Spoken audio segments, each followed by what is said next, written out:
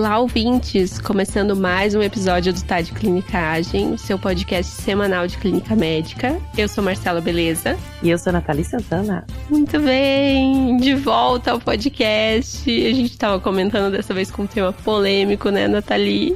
É, isso aí. Hoje mais um tema polêmico aqui da gente da endócrino, aqui no TDC. Chamei reforços, porque hoje a gente vai falar de reposição de testosterona. Nossa, um tema que às vezes gera dúvidas. E já dou logo o spoiler, gente. Nada de chip, nada de soro, nada dessas coisas. A gente vai falar só do que tá no guideline.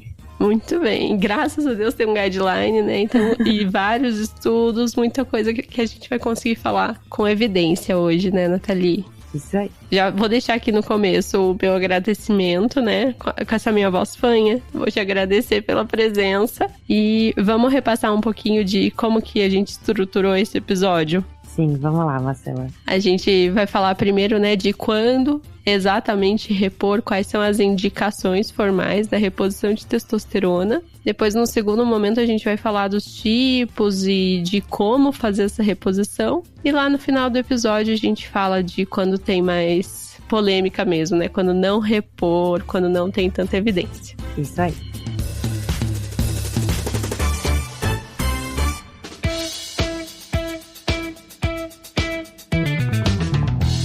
Então, Nathalie, começando aqui do começo de quando repor testosterona, existem algumas indicações que são muito clássicas, né? Então, principalmente quando a gente fala de incongruência de gênero, né? Homens transgêneros, é uma indicação que a gente não vai escapar da reposição de testosterona, e do hipogonadismo masculino. Isso mesmo, assim. Então, assim, se a gente for simplificar, né, ao extremo, a gente vai dizer, quando que a gente vai repor testosterona? Quando tá faltando, né? E aí acabou o episódio.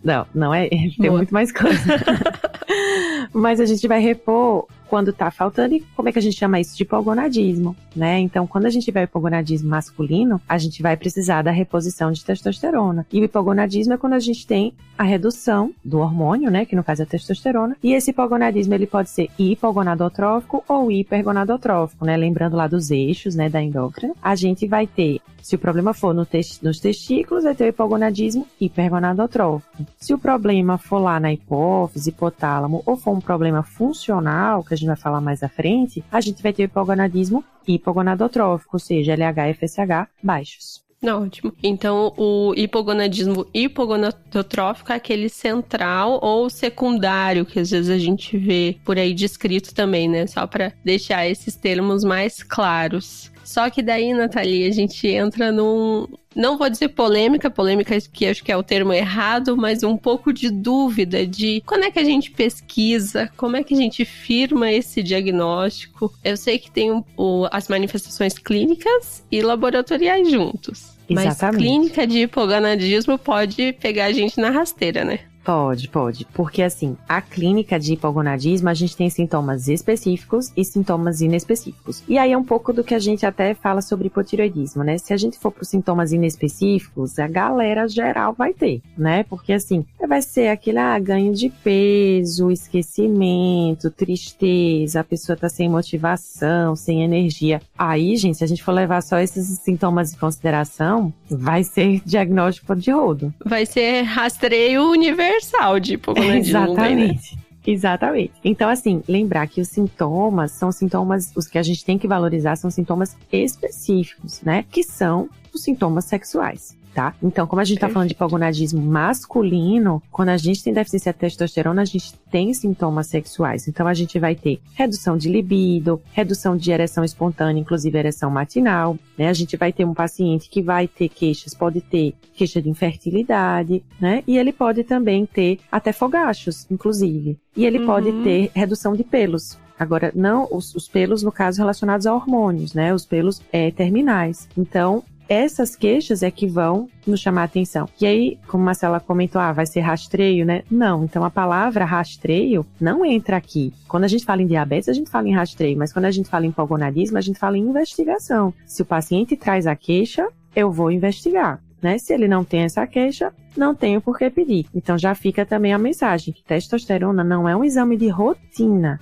tá? É um exame que precisa ter um motivo para você solicitar. Perfeito. Então, passada essa fase da clínica, especialmente se o paciente tem uma clínica mais específica, eu vou deixar marcado aqui, então, redução da libido, perda de ereção, disfunção erétil ou perda de pilificação, né, da característica sexual mesmo do homem. Aí eu passo para o próximo passo, que é a investigação laboratorial de pesquisa do hipogonadismo masculino. Que daí aqui o exame de escolha vai ser a testosterona total, né? Exatamente, Marcelo. Então, a gente tem a testosterona, né, como ele é um hormônio esteroide, como é que ele vai, digamos, passear na nossa circulação? Ele vai passear ligado às proteínas, né, a albumina ou a SHBG, que é a proteína ligadora de esteroides, e uma pequena fração, cerca de 2%, é que anda livre, né, pela nossa circulação. Nossa não, né, pelo dos homens, pela circulação. Então, assim, quando a gente dosa testo total, a gente está dosando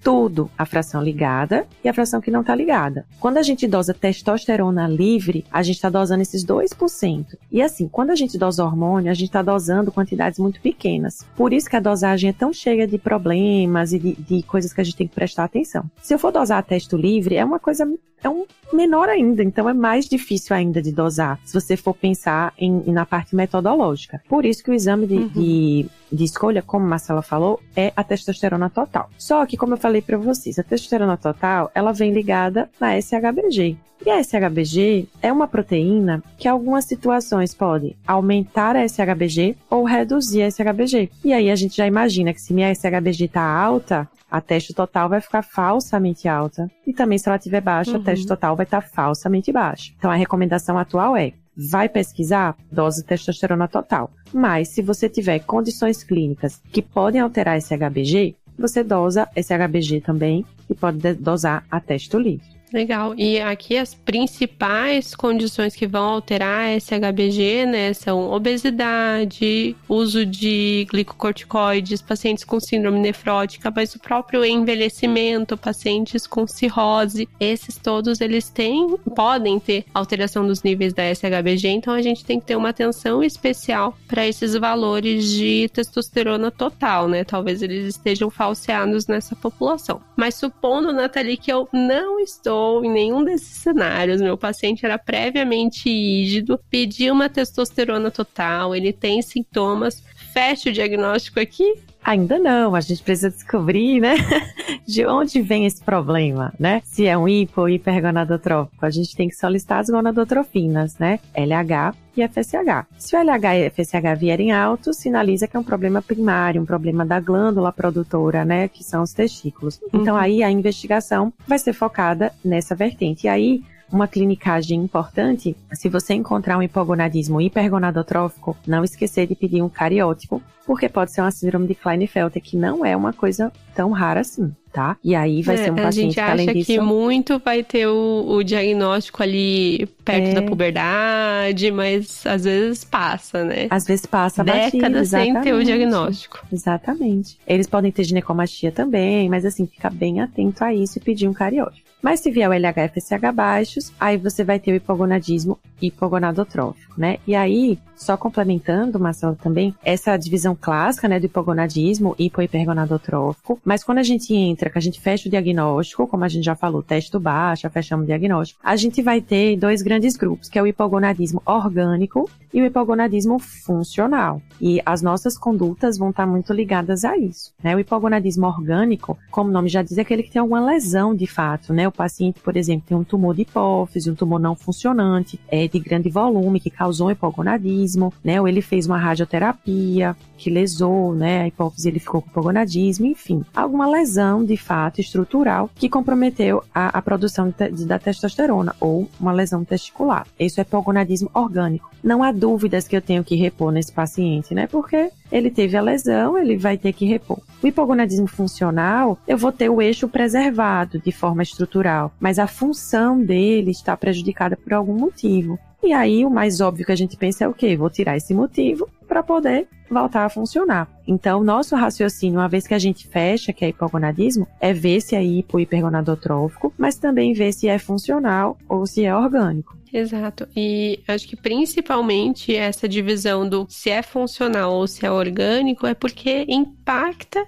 na terapia que a gente vai instituir, né? Então, no caso de hipogonadismo funcional, a gente revertendo essa causa de base, e aqui, de novo, a principal vai ser obesidade, síndrome metabólica. Então, tem muito trabalho que mostra que a perda de peso já reverte tanto o sintoma, quanto faz aumentar a testosterona endógena do paciente, sem eu precisar repor a testosterona e, né, ter os riscos dessa reposição que a gente vai falar um pouquinho mais pra frente. Isso mesmo, Marcela. A principal causa, assim, do hipogonadismo funcional é a obesidade e diabetes, né? Enfim, a síndrome metabólica. Então, a gente tem um aumento expressivo com a perda de peso. Mas também tem outras causas, né? Se a gente lembrar o uso de opioide, né? Álcool, exercício físico excessivo, né? Então, assim, tudo isso a gente vai poder descobrir na história clínica do paciente. E aqui também tem uma clinicagem, né? Que a gente estava comentando antes de começar a gravar, que é legal de ter em mente quando a gente fica nessa, será que é orgânico? Será que é funcional? Né? Uma dica é, quanto mais baixa for a testosterona, maior a chance de ser um hipogonadismo orgânico, tá? Tem alguns locais que colocam esse ponto de corte de 175 nanogramas por decilitro da testo total, mas enfim, quanto mais baixa for, se pegar uma testo de 50,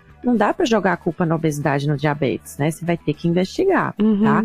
Só pro pessoal ter uma noção, né? A gente valoriza que a testosterona total tá baixa quando ela tá abaixo de 250, 300. Então, valores abaixo de 150 são muito baixos. Por isso que falam muito mais a favor de uma causa orgânica. E outras coisas chamam a atenção. Se o paciente tiver outros sintomas de alguma deficiência hipofisária, se ele tiver prolactina alta, se ele tiver sintomas de compressão de tumor de hipófise, né, hemianopsia. Então, tudo isso vai chamar a atenção para ser um hipogonadismo orgânico. E aí também, outro lembrete se eu tiver um hipogonadismo, hipogonadotrófico, que eu não acho que é funcional, eu tenho que lembrar de investigar os outros eixos da hipófise, né? Porque eu posso ter os outros eixos comprometidos. Então, eu vou pedir um cortisol basal, né? Pedir uma função tiroidiana, IGF-1, para poder investigar, porque pode ser ali algum problema realmente hipofisário. Boa. E aí, Marcela, complementando isso que você comentou, do ponto de corte, né, de que você comentou 250, 300, ponto de corte do limite inferior da testosterona, na verdade, esse ponto inferior da corte é um ponto de muito debate ainda na literatura, né? Ainda não existe um consenso se esse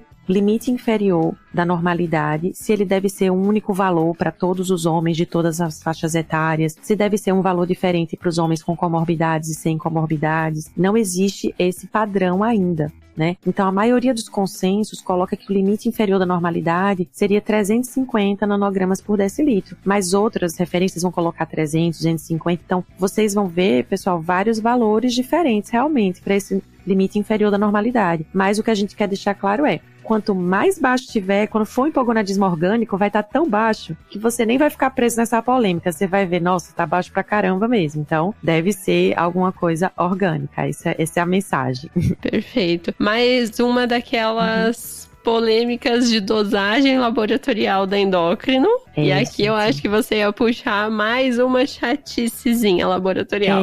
Vocês sabem que assim, né, hormônio, gente, não é tranquilo, né? Tem sempre uma chaticezinha, um detalhezinho. E outra coisa é dosar a testosterona de manhã, porque, né, seria biologicamente o horário que ela tá mais alta. Então tem esse detalhezinho também que é importante.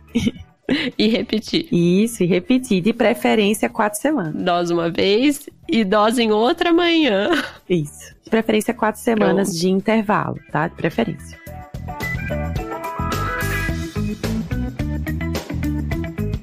Beleza, Nathalie. Então, agora que nós definimos quem é o paciente que se beneficia da reposição, então vai ser aquele paciente que tem um hipogonadismo confirmado, redosado, com sintomas, a gente vai propor a terapia de reposição com testosterona. E aqui, né, não é todo clínico que já prescreveu testosterona, acho que a gente precisa saber quais são os cuidados, quais são as apresentações. Vamos começar de o que temos no Brasil? Sim. Então, aí eu queria reforçar até, né, da brincadeira que eu fiz no começo, que a gente vai usar as formulações que estão disponíveis na farmácia, né, com registro na Anvisa. A gente vai usar o que está disponível de forma regular, tá? Isso é bem importante. E nesse cenário, nós temos poucas opções no Brasil, tá? Já digo que a gente não tem nenhum conflito de interesse com as marcas, tá? A gente vai falar o nome das marcas só para facilitar para vocês, até porque são poucas. Mas a gente tem poucas opções aqui. As principais são injetáveis, então injetável a gente tem o Deposteron, que é o cipionato de testosterona 200mg, tá? E temos também injetável Nebido ou Ormus, que é 1 decilato de testosterona 1000mg, tá? Esse é para ser administrado a cada 12 semanas, ele dura em torno de 3 meses. E nós temos também as formulações transdérmicas, né? Que a marca chama Androgel, só tem ela no mercado atualmente, com 2 apresentações. Um gel em sachê, que parece aquele sachê de ketchup da pizzaria. Ou o pumpzinho, que parece um hidratante, né? Que você dá uma apertadinha e sai ali o hormônio. Essas são as formulações. E daí já é dosimetrado, né? Então, cada pump tem exatamente a dose necessária para aquele dia, né? Que o gel é de uso diário. Exatamente, essa é uma diferença. O gel, o homem tem que aplicar todo dia, de preferência de manhã, né? Porque é a hora que estaria mais alta a testosterona dele. Então, isso já compromete um pouquinho a adesão, a gente sabe. E o sachêzinho, né? Que parece o ketchup que eu falei, tem 50mg, tá, de testosterona. E o pumpzinho, cada apertadinha, tem 20,25mg. Então, 2 pumps daria 40,5mg, quase igual ao sachê. É mais fácil de titular, né? Mas seria a mesma medicação em 2 apresentações diferentes. É isso que a gente tem no Brasil, gente. Fora isso, vocês veem que não tem nada oral, né? Não tem nada desses dispositivos subcutâneos, nada disso aprovado pela Anvisa que a gente possa usar, tá? O que a gente tem de opção são essas mesmo. Certo. Isso é o que a gente consegue usar no Brasil. Claro, existem outras formulações estudadas fora do Brasil, então existe formulação nasal, existe formulação oral fora do Brasil aprovada, mas aqui não. Então, tudo que a gente encontrar por aí, diferente do injetável, do gel e do que seja sachê ou pump, isso não é legalizado, não há uma vigilância sobre essas formulações. E aí, vocês podem pensar, tá, mas se eu tenho essas opções, né, na mão, se eu quiser escolher qual a melhor, né? A mais indicada atualmente, a primeira escolha seria o gel, porque ele se aproximaria, né, da produção fisiológica. E quando a gente quer repor hormônio, nosso objetivo é imitar a fisiologia, né? A gente não quer ficar distante disso. E quem mais se aproxima é o gel, porque a aplicação é diária, você aplica de manhã. E também a gente tem trabalhos, né, um trabalho retrospectivo que analisou mais de 500 mil pacientes nos Estados Unidos. Claro que é um trabalho que é observacional, tem suas limitações, mas esse trabalho do JAMA de 2015 viu que o gel estava associado a menos complicações. O gel era mais seguro, né, em termos de efeitos colaterais, de mortalidade, do que as formulações injetáveis. Então, se for possível, o gel é a primeira escolha. Por que eu estou falando se for possível, né, já que eu falei tão bem dele? O que é que torna difícil? É o custo, né? É um custo alto, e também a questão da adesão. Mas, infelizmente, todas essas apresentações têm um custo alto atualmente, porque o único que era baratinho, que era o Deposteron, tá super caro atualmente. Isso tá um transtorno pra gente. E tem mais um cuidado com o gel, Nathalie, além dele ser um pouquinho mais difícil, né, da administração, porque às vezes o homem não tá tão acostumado, não quer passar o gel todos os dias. Além disso tudo, a gente tem que ter o cuidado com a contaminação, né, a administração para outras pessoas. Então, depois de passar o gel, lavar bem a mão, não ter um contato tão próximo com mulheres, crianças, porque pode acontecer essa absorção hormonal em outras pessoas que não o próprio paciente. Então, isso tem que estar muito bem orientado ao paciente que usa gel. Super importante, Marcela. E assim, a gente sugere que o paciente passe na coxa, né? Porque é um lugar que ele vai, como é de manhã, ele vai vestir, passa depois do banho, se veste, né? E fica coberto e lavar as mãos, como você falou. Isso pode gerar, assim, tem até relato de casos, assim, puberdade precoce sendo investigada no menino e depois era só porque teve contato. Então, isso é super, super importante mesmo. Já vi episódio de série sobre isso, tá? Eu vou deixar foi aí qual? Depois me conta, que eu não vi. Conto, nos bastidores. Nos bastidores, pro pessoal pesquisar. Então, o que eu queria complementar só dos injetáveis, né, é que o Deposteron, que é o de 200 miligramas, em geral, como é a aplicação dele intramuscular, a cada 14, 21 ou 28 dias, tá? E um decilato de testosterona 1000 miligramas é a cada 12 semanas, também intramuscular. E daí, Nathalie, você mesma estava comentando, né, que o nosso objetivo é fazer a reposição para níveis fisiológicos de testosterona. E é exatamente esse o objetivo, né? A gente vai fazer depois a dosagem sérica da testosterona total e é isso que vai guiar também a nossa terapia. Claro que a gente vai prestar atenção em evento adverso, que também vamos falar, mas o nosso objetivo é manter os níveis de testosterona dentro dos valores da normalidade, né? E isso muitas vezes é difícil. A gente vai ficar de olho nos sintomas do paciente, que devem melhorar, na dosagem, e essa dificuldade de imitar a fisiologia se dá principalmente com os injetáveis, especialmente o Deposteron. Por quê? O Deposteron, ele vai fazer um pico e depois ele faz um nadir. Ou seja, nos primeiros dias a testosterona vai ficar acima do que a gente quer. E quando estiver perto da próxima injeção, ela pode estar até abaixo. Por isso, se o meu paciente está usando o Deposteron, como é que eu faço a dosagem da testosterona? Eu peço para ele coletar o sangue nos dias antes dele tomar a próxima injeção. Por quê? Porque eu quero saber se quando ele está chegando perto da próxima injeção, se a testosterona dele ainda está alta ou se já caiu. Eu quero que esteja no limite inferior quando ele for tomar a próxima injeção. Eu não posso querer que ele tenha uma testosterona de 500 e eu vou dar outra injeção por cima, né? Porque aí vai subir ainda mais. Então, o momento de coletar a testosterona depende da forma que eu tô repondo. Se eu tô repondo com Deposteron, eu vou coletar dias antes da próxima injeção. Se eu tô repondo o gel, eu vou fazer o quê? Eu vou esperar um mês, ali 4 semanas, e ele já pode dosar. Só que aí ele vai aplicar o gel,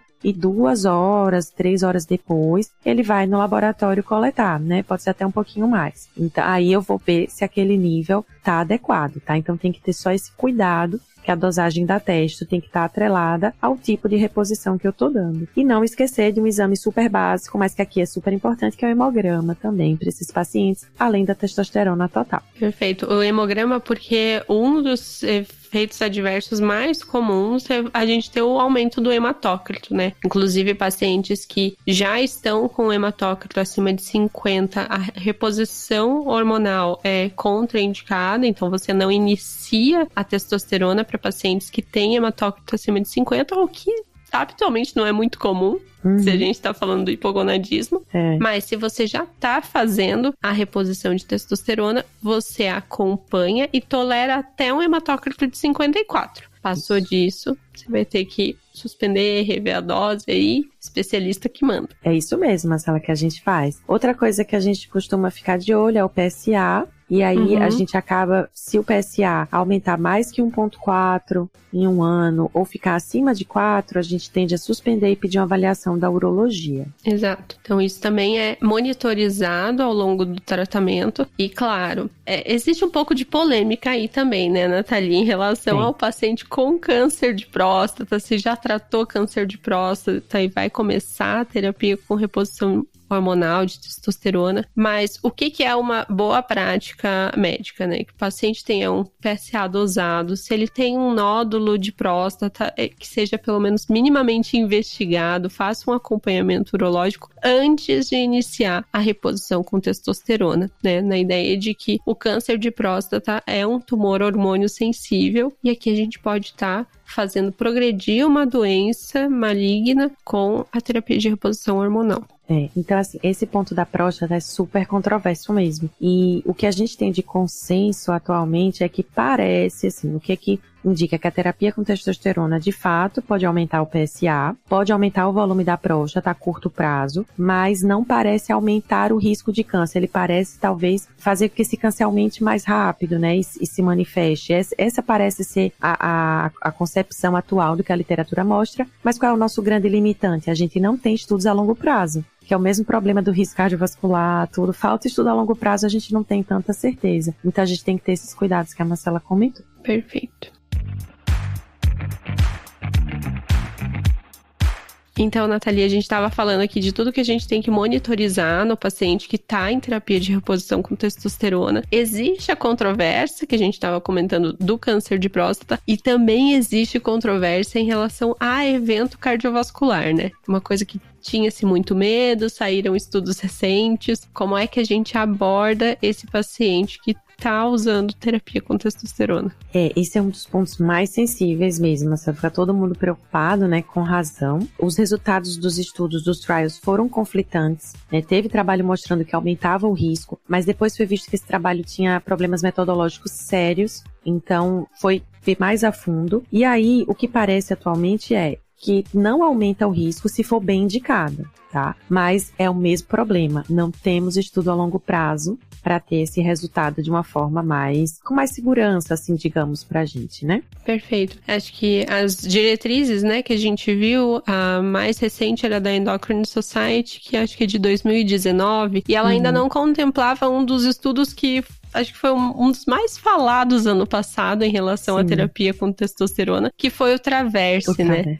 Uhum. É esse estudo que você tá falando. Nesse estudo, quem assina o guia já ouviu falar desse estudo. Ele avaliou os pacientes que tinham hipogonadismo, tinham indicação de reposição de testosterona e tinham muito alto risco cardiovascular. Então, já tinham tido algum evento ou tinham minimamente um alto risco calculado. Esses pacientes, eles receberam terapia com testosterona e o estudo não mostrou um aumento do risco cardiovascular com essa terapia. Mas qual foi a grande crítica, né? O acompanhamento foi por pouco período, foi por poucos anos, numa terapia que, a rigor, a gente deve manter para o resto da vida, se tratando de uma doença crônica. E também os níveis séricos de testosterona que a gente chegou não foram tão altos, a gente foi bem conservador ali na terapia. Os níveis médios foram em torno de 326, 386. Então, quase no limite inferior da normalidade. Então, fica ainda a pulga atrás da orelha em relação a eventos cardiovasculares. Fica mesmo. Esse estudo deixou a gente um pouco mais tranquilo, mas assim, não totalmente. É uma coisa meio assim, dá pra fazer, mas vai com calma. Vai com calma. Talvez usa o gel, né, pra essa testosterona não subir muito. Porque isso, assim, dá pra tirar rápido. Exatamente, você tira, já perde. Porque assim, já tive pacientes, a gente tem pacientes no ambulatório, os Deposteron, que por engano ele acabou coletando o exame dias depois da injeção, que a gente geralmente não pede, a gente pede, como eu falei, antes da próxima. E a testosterona veio acima de 1000, assim, eu fiquei até, não acredito, gente, tipo, sobe muito, sabe, assim, caramba. E era um paciente com hipogonadismo orgânico, então assim, era bem baixa a testosterona dele. Sim. E sobe demais, então imagina nesses pacientes com risco cardiovascular elevado, você fazer essa terapia. A impressão que dá é que o tipo de medicação, o tipo de reposição pode ter impacto também nesse risco, mas é uma impressão, né? A gente não tem ainda essa evidência. Perfeito. Então, passados aqui todos os cuidados que a gente tem que ter ao longo da terapia, tem um detalhe que a gente precisa informar o paciente que vai começar uma terapia com reposição de testosterona, né, Nathalie? Que é em relação à fertilidade, ao desejo do paciente de ter filhos. Como que você aborda isso, a depender do tipo de hipogonadismo, a depender da terapia hormonal que a gente vai começar? Sim, Marcela, isso é um ponto super importante que você lembrou, que a gente precisa conversar isso com o paciente antes de prescrever. No caso do hipogonadismo orgânico, a gente vai precisar da testosterona e, dependendo da causa, se ele tiver desejo de fertilidade, muitas vezes vai precisar do apoio da reprodução assistida. Isso vai ter que ser conversado. Mas no hipogonadismo funcional, em que o principal tratamento é reverter a causa base, né, a gente pode tentar focar mais nessa reversão se o paciente tiver o desejo de ter filhos. Por quê? A reposição da testosterona vai comprometer a fertilidade. Por quê? Porque ela vai suprimir a produção ali intratesticular de testosterona, e essa produção intratesticular, ela é quem permite a espermatogênese. Então, essa reposição exógena, ela inibe a espermatogênese. Então, vai comprometer a fertilidade, e isso tem que ser conversado com o paciente. E se ele tiver uma causa funcional, existem tratamentos que podem ser feitos para o hipogonadismo que preservam a fertilidade. Perfeito. Acho que esse é o principal ponto, né? Existem as causas potencialmente reversíveis que a gente deve tentar buscar e ir atrás, especialmente no paciente que tem desejo de manter fertilidade, mas que no paciente que ele vai precisar da reposição exógena de testosterona, muitas vezes a fertilidade dele vai ser comprometida pela terapia, né? E isso tem que estar claro para o paciente. E aí, mas só complementando o que eu comentei, se o paciente tiver desejo de fertilidade no hipogonadismo funcional, os tratamentos que vão preservar a fertilidade dele, o mais usado é o HCG e também o clomifeno. Só lembrando que o clomifeno ele é off-label, ele é um SERM, um modulador seletivo do receptor de estrógeno, como se ele desse um empurrãozinho ali na hipófise para funcionar melhor. Então, são essas opções de tratamento ou também o uso de gonadotrofinas aí no contexto de reprodução assistida.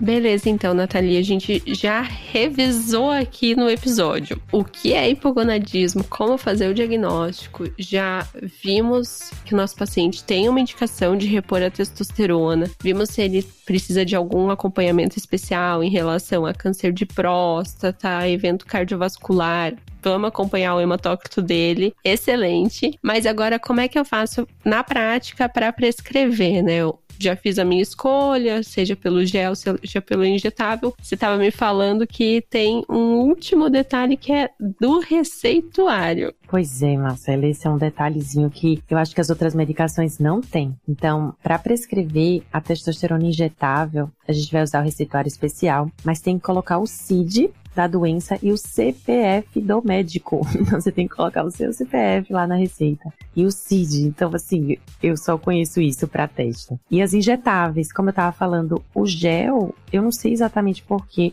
Já teve paciente conseguindo comprar com receituário comum até. Eu vou até checar por que tem essa diferença. Mas os injetáveis tem que... E também você tem que colocar a quantidade de ampolas, né? E você tem que colocar CPF e CID. Uhum. E só lembrando, né, o receituário especial é aquele que a gente faz medicação psicotrópica, então antidepressivo, é receituário branco em 2 vias. Mas daí colocar essa observação do CPF do prescritor, do médico, e o CID, para o paciente conseguir retirar. E indo pro nosso finzinho de episódio, Nathalie, agora a gente vai falar nas situações que a gente não tem respaldo para reposição da testosterona, né? Acho que o principal caso aqui que a gente queria trazer no episódio é em relação às mulheres. Sim, a gente até falou um pouquinho sobre isso, né, mas falando no episódio do chip da beleza, em que a gente não tem, né, a recomendação de reposição de testosterona nas mulheres, né? Reforçando também que a gente não tem nem indicação de dosar testosterona nas mulheres. Tudo que a gente discutiu aqui hoje foi para homens. Então, queixa de libido das mulheres não é para dosar testosterona, tá? Só recapitulando isso. E a gente não tem indicação de repor. A única indicação,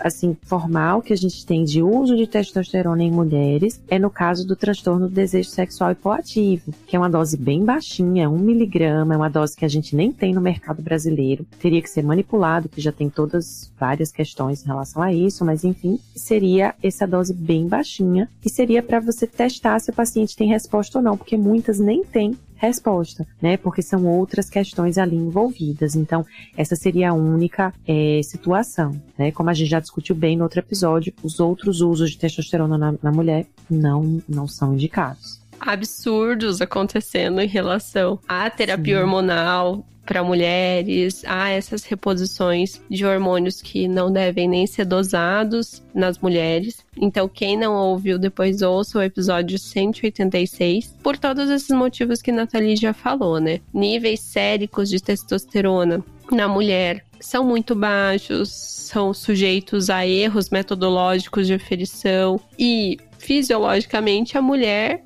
vai ter testosterona baixa. Então, repor testosterona para quem já tem que ter uma testosterona baixa, nem plausibilidade biológica tem tanto. Exatamente.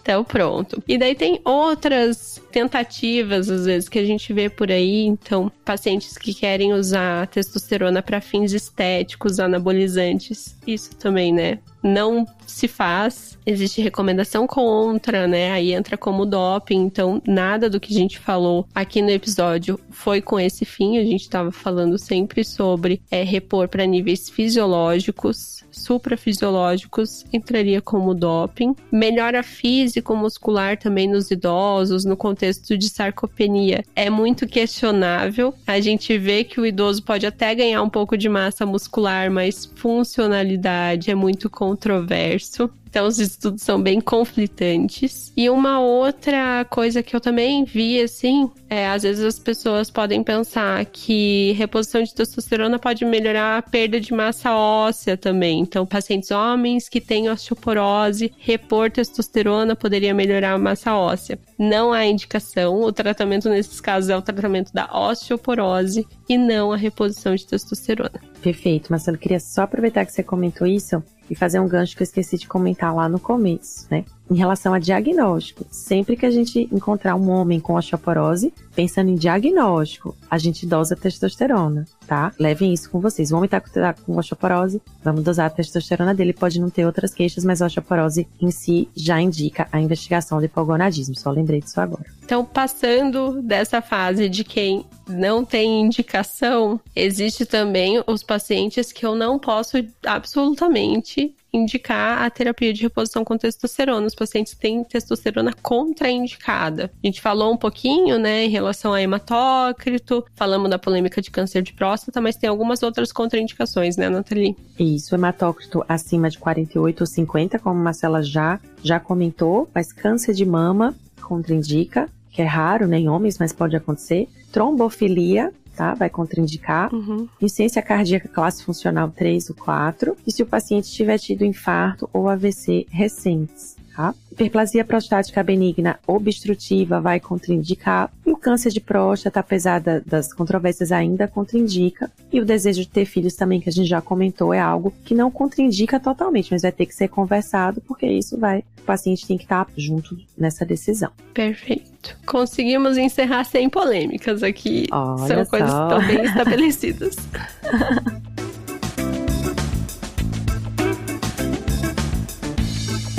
Então, Nathalie, finalizamos o nosso episódio. Vamos ver como é que foi essa jornada, né? A gente dividiu em 3 blocos. Lá no primeiro bloco a gente falou em quando repor, que são, eu gostei dessa frase, a gente vai repor testosterona quando ela tá baixa. Então, são os pacientes que têm hipogonadismo, e lembrar das peculiaridades desse diagnóstico, é um paciente com sinais e sintomas especialmente ligados à disfunção sexual, outros sintomas são bem menos específicos, e uma dosagem de testosterona baixa, confirmada, repetida.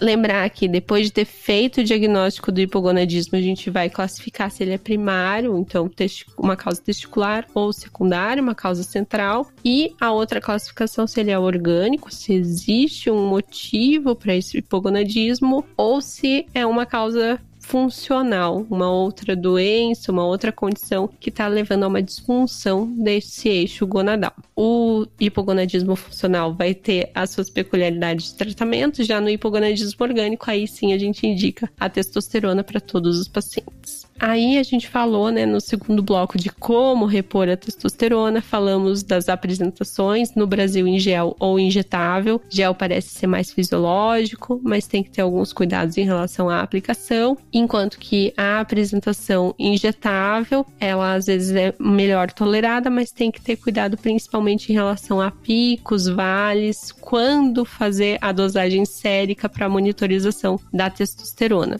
Nesse bloco a gente também falou dos cuidados de eventos adversos, lembramos das polêmicas em relação à monitorização de câncer de próstata, evento cardiovascular, mas o que não é polêmico, falamos de monitorizar hematócrito, sintomas geniturinários também, e também falar com o paciente sobre fertilidade, já que a reposição com testosterona vai impedir a fertilidade natural do homem. Por último, a gente falou de quando não repor.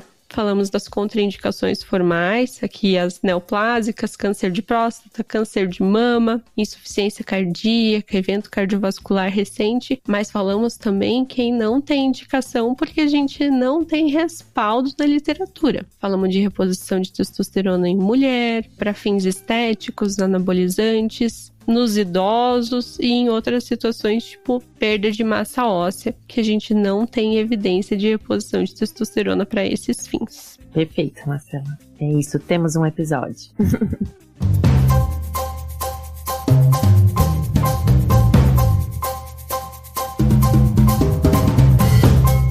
Mais um episódio, então, encerrado com sucesso, Nathalie. Eu queria mais uma vez te agradecer pela presença. Eu que agradeço. Adoro estar aqui com vocês. Agradecer pela colaboração do Caio, que não foi mencionado ainda. Exatamente, gente. Ele colaborou super de novo. Ele fica muito quietinho, graças a Deus, quando eu tenho que gravar com vocês. Tá lá dormindo. Eu tô ansiosa pra quando o Caio começar a falar, a fazer a abertura do TDC. É verdade, vai ter que ter. Tem que ter a participação especial dele, porque ele já participou desde a barriga. Foi presencial, não foi? Foi. Então, o meu salve hoje vai pra Caio, tá? Roubei meu obrigada. salve. Esse é o salve, Nathalie, vai pra quem? Mas sabe que eu já tava pensando, eu vou ser monotemática, né? Porque mãe monotemática. Vou ter que mandar o salve de novo pra Caio, porque ele se comportou muito bem. Tá lá dormindo. Peço perdão. Não, mas ele vai ganhar um salve duplo hoje. Mas eu vou aproveitar e mandar meu salve também pra todos os meus alunos da UFES que sempre escutam e engajam os episódios. E também pros meus residentes de endócrino lá do HU. Esses eles vão engajar. Né? Os alunos são super engajados aí, corações pra eles. Um salve, pessoal. Aproveitem muito, Nathalie. Agora que estou voltando, dá licença. E é isso, encerramos mais um episódio, então. Valeu, Nathalie. Valeu, gente. Beijão. Falou. Tchau. Falou.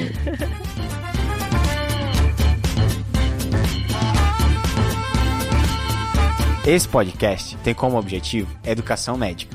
Não utilize como recomendação. Para isso, procure seu médico.